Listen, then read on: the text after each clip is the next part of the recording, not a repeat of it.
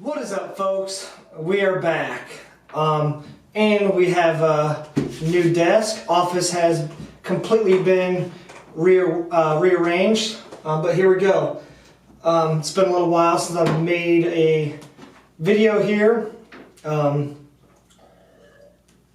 Been sort of busy with many things, and honestly, I don't know if I haven't had time is the right answer, but I haven't really had any urge to make a video, but kind of something just came to mind while I was writing and in an encounter with a client this morning that I thought I'd share. So one of the videos I have kind of been wanting to make even since I started doing any of this stuff is I wanted to talk about free will a little bit, because that's one huge topic that has extremely changed the way I think about things. I will not go into great detail with that today because it's really hard to explain. I'll just kind of talk about it in chunks. But basically, I listened to a podcast with Sam Harris about a year and a half ago, almost 2 years ago now, where he debates free will with a guy named Dan Dennett, who is a philosopher or psychologist, I think. But basically, Sam Harris talks about free will being an illusion, that all of your actions, all of your decisions are not actually yours. And whatever you is something that can be talked about in a later discussion. But anyways, I'm just going to get down to kind of specifically what I wanted to briefly talk about today. So I was having an interaction with a client today, and we were kind of talking about books or whatnot, and I was saying I was reading Tools of Titans, this guy right here, great book. And I just read the section about Arnold Schwarzenegger, and I just mentioned how he was actually, I think, a millionaire, or close to at least, before he even started acting. And the client mentioned something about, he mentioned how he thinks a lot of the guys, gals, whoever, that are super rich and super successful, some of that just comes down to luck. They were at the right place at the right time. And I thought about it for a second, and what I think all of it is luck. I really think every single thing is luck.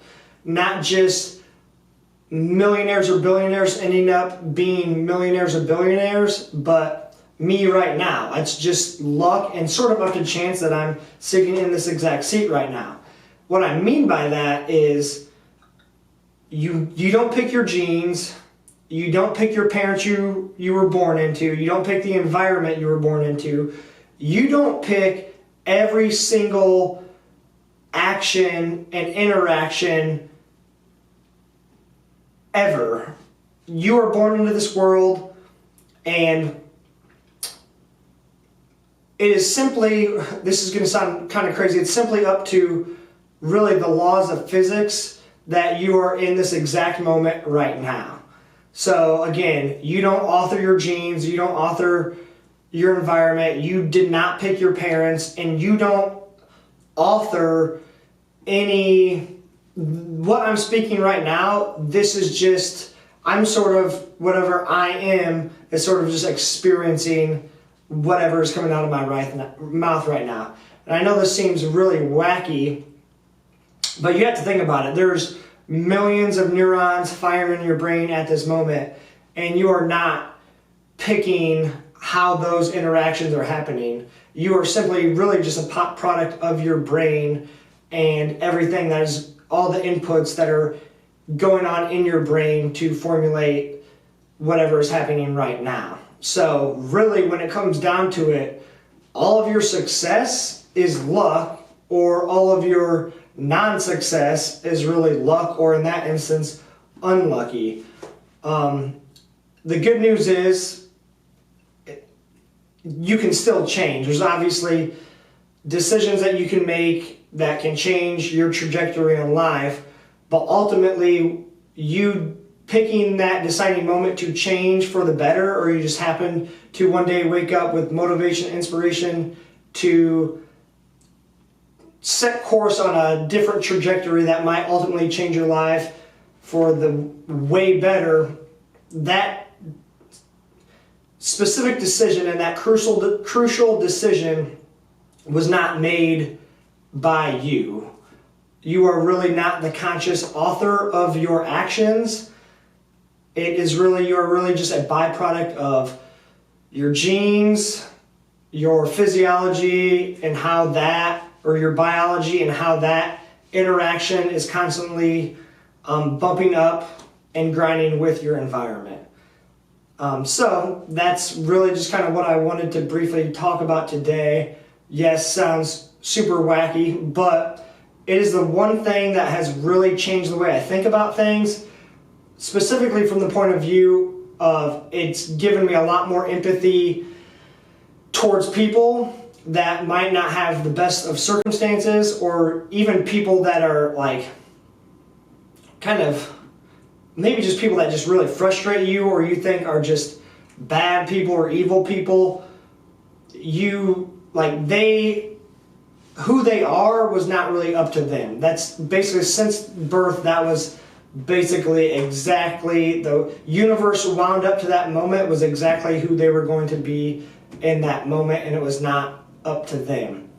So, and I also think it gives me a little bit more kind of empathy towards myself and just things that I cannot control. Obviously, I don't go about living and thinking, having this on the front and center of my mind every day. That would really just take too much cognitive energy, and I would basically be not present with the current reality if that's always on the front side of my mind. But it is one thing that has definitely really changed my thinking to really get a better understanding of this, because I honestly really have trouble explaining this. Is if you go to Sam Harris's podcast, Making Sense, or just look up the conversation with him and Daniel Dennett. That's a good conversation. Look up on YouTube, Free Will, or Sam Harris Free Will. There's an hour-long part of a conversation he had with Joe Rogan while he's trying to explain it to Joe Rogan, and Joe Rogan is just not having any clue what he's talking about, but he really makes way better, not points, but just is able to get across this kind of message way better than I am. And also he has a really short book called Free Will that is really, really good, easily digestible, and kind of really helps take it in a little bit easier. There's also a book that I have, where is it, over there? Freedom and Neurobiology. That's a really good one. A little bit harder than the Sam Harris book, but anyways, thought I would just kind of relay those thoughts out there. Kind of wacky, but I guess to make it a little unwacky, here's a final thought to leave you with. If we do have free will, think of what the world would have to be like for every single person to have free will. Not only you have to actually think about it that way, you have to think about what exactly are we calling I, what are we calling ourselves? Like, where in the brain can you locate me? Where can you locate Justin Frazier? Because what it seems to me is me, I, Justin Frazier is just a constant changing states of the brain that is just constantly changing at each moment in time based on my past experience, current environment, and kind of the genes I was born into. And not only you have to think about that, but think about how if every